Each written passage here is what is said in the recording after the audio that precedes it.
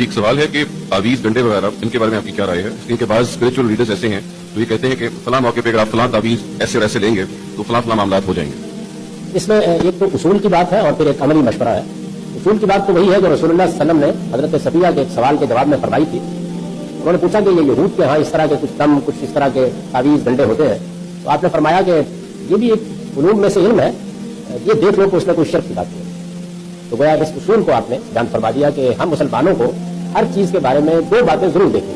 ایک یہ کہ اس میں کوئی شرک کی چیز نہ ہو, کیونکہ اسلام کی بنیادی توحید کے تصور پر ہے, ایک ہی خدا ہے, ایک ہی خالق ہے, ایک ہی معبود ہے, وہی شفا دیتا ہے, وہی رحمت فرماتا ہے, اسی سے مانگنا ہے, اسی سے مدد چاہنی ہے. تو شرک کی کوئی چیز نہیں ہونی چاہیے. دوسرا یہ کہ کوئی غیر اخلاقی چیز نہیں ہونی چاہیے, یعنی جس کے اوپر مورلی آپ اعتراض کریں.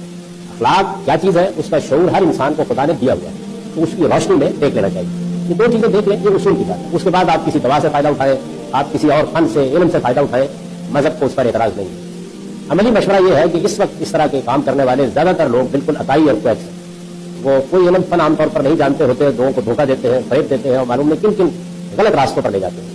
تو اس لیے اس میں بہت محتاط رہیے, اور زیادہ اچھا یہ ہے کہ سائنسی طریقہ اختیار کیجیے. یعنی یہ کہ اگر کوئی مسئلہ درپیش ہے تو جو اللہ تعالیٰ نے اس کے لیے تدبیریں علم عقل کی روشنی میں واضح کر دی ہیں وہ تدبیریں اختیار کی جائیں اور اللہ تعالیٰ سے دعا کی. مذہب آپ کو صرف یہی بات کہتا ہے, یعنی جس قانون پر اللہ نے دنیا کو بنایا ہے اس میں علم سے استفادہ کریں, لیکن اس کے بعد اگر ایک تسمہ بھی ٹوٹ گیا ہے اور لینے جا رہے ہیں تو سیدہ عائشہ رضی اللہ عنہ کے الفاظ میں اس کے لیے خدا سے دعا ضرور کریں, اس لیے کہ دعا وہ چیز ہے کہ جو ہر چیز کو تبدیل کر دیتی ہے.